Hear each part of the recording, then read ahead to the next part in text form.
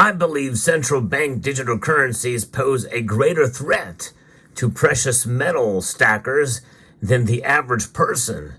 And in this video, I'm going to talk about how we can combat that threat as we explore.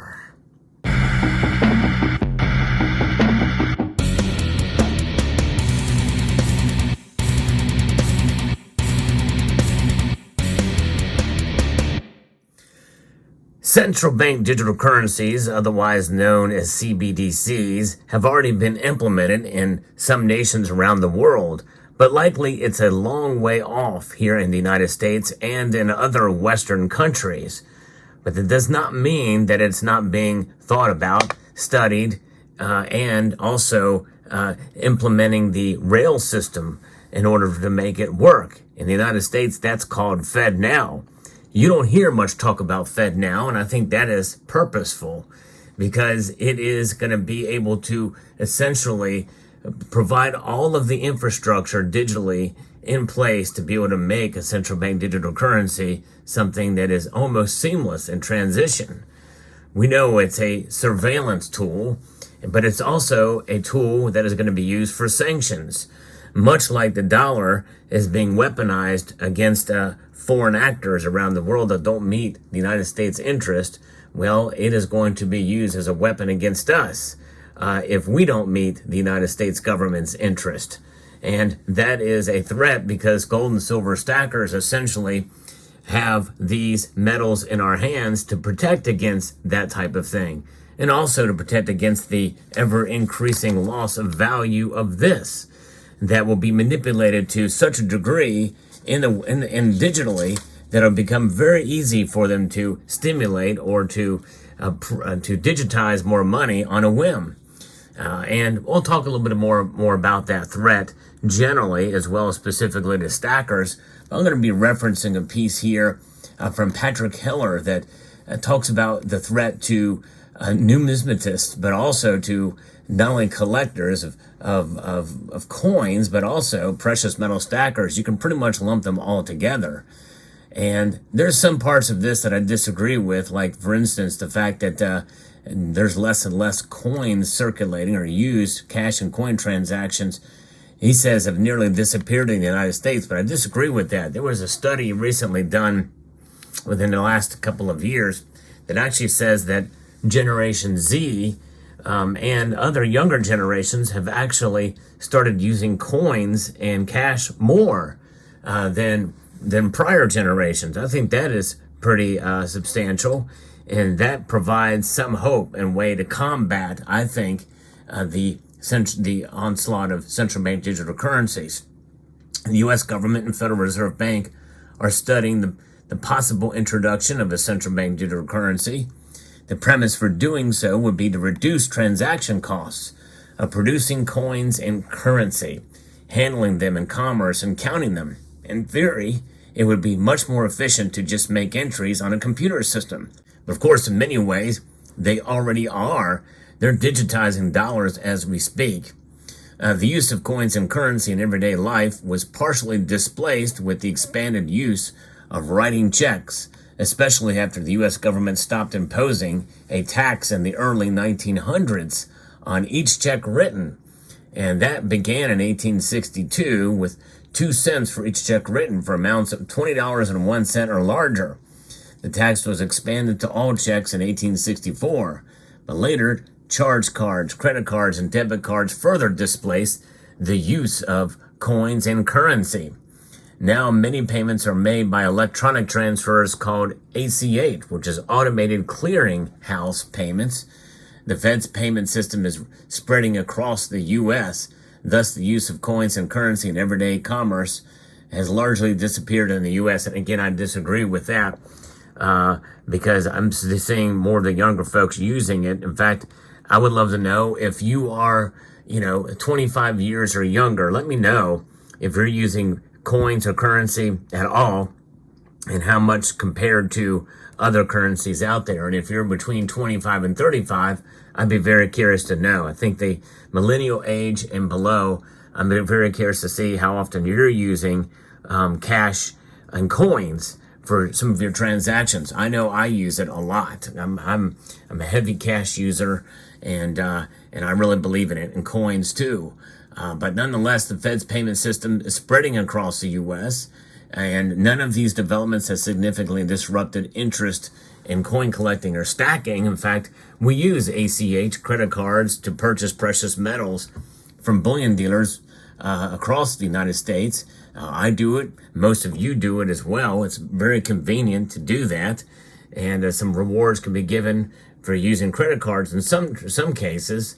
And you can take advantage of those credit card rewards actually for purchases. But so then you might be thinking, well, already there's your surveillance, because in a sense, they can find out what you bought if there's ever an investigation. And yes, they can, that's true, but they have to go through a couple of hoops. With the central bank digital currency, they don't. They control it all. The introduction of the central bank digital currency could impact precious metal stackers. There's two possible public reactions to the imposition of a CBDC, in which everyone was either encouraged or required to make payments only through such a system. In China, the government monitors digital payments. Each citizen has a social credit rating with the government, and officials can prohibit attempted transactions by citizens who do not have a sufficiently high rating. People can also be prevented from purchasing transportation or selected goods. Thus far, Chinese citizens can purchase precious metals and numismatic items with little restriction. Thus far, but they can turn that off too. Any business that doesn't meet that need or that they deem a threat can be affected, especially if states around the nation have recognized gold and silver as legal tender. They may try to prohibit you from making purchases of gold and silver so that you continue to use their digital dollar instead of gold and silver as payment. So I think that provides the greatest threat to precious metal stackers, especially with what states have been doing to essentially fight against that which is coming. A lot of these states, and I've covered it on this channel, I provide a lot of the latest news in the world of precious metals, and that is one area that I've been covering extensively, and that is these legislatures and governors signing laws that take away taxes on gold and silver and recognize them as legal tender, and set up actually depositories to store gold and silver as well. That provides a threat to a central bank digital currency. So they're going to work at their best to try to combat that. And to prevent you from buying gold and silver, they could turn that off. That is the biggest threat for sure. Now, in Italy, they tried to effectively impose a central bank digital currency in 2020 called the Spunta Project. It was introduced with the collaboration of more than 100 of the nation's banks. Despite offering citizens favorable financial treatment and awarding cash prizes by lottery for using the CBDC, Italians almost overwhelmingly rejected the option. That's actually very good. But you think about it, it's not just about that. It's not about the rewards to entice people to do it. I don't think many gold and silver stackers would be enticed by such a thing because they know the trickery behind it. But the average person might incentivize, hey, we're going to put an extra $500 in your account if you spend it in order to stimulate the economy. But you have to spend it by a certain time. Or by contrast, they may say that we need to tighten up a bit, and in order to punish, as a punishment, you must spend $500 by the end of this month, or you will lose that money. That's right. It'll just be gone. It expires. So they can control your spending. They can surveil where you're spending your money, all through a central bank digital currency from the central bank and the government.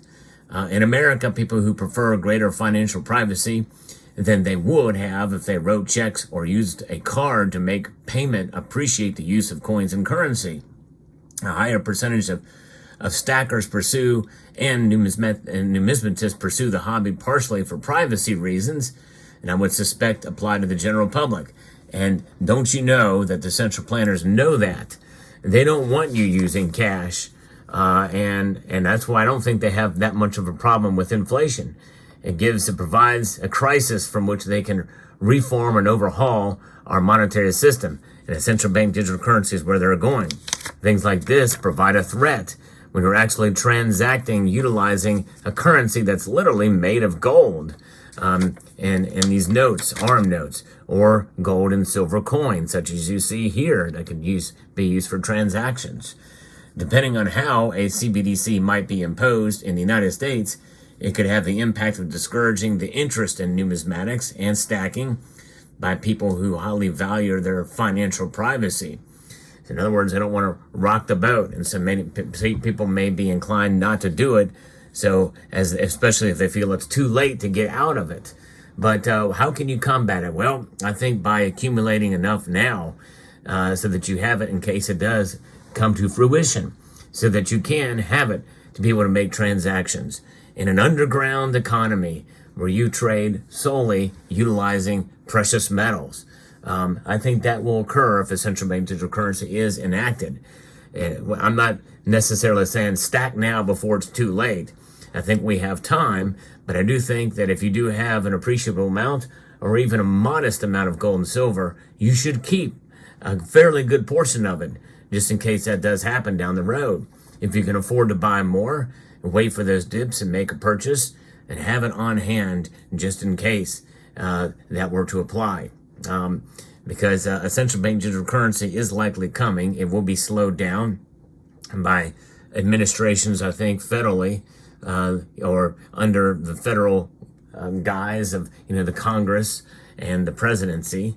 If we have those who are willing to fight to prevent it under their watches, that will at least delay the inevitable. And I do think it is inevitable in due course, much like as we have seen now, the digital transformation of money. It's already really occurred.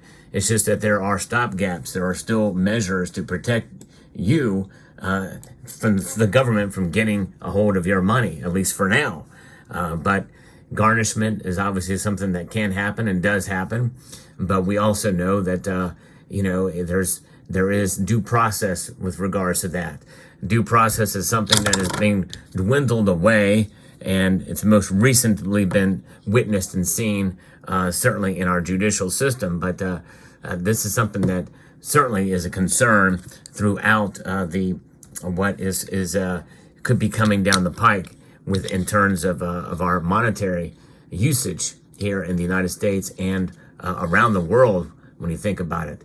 One of the greatest economies, essentially, it's the European Central Bank, the European Union, and the United States, and the Federal Reserve, which is the monetary equivalent of the European Central Bank. So we'll see how this plays out, but that's how you can protect yourself.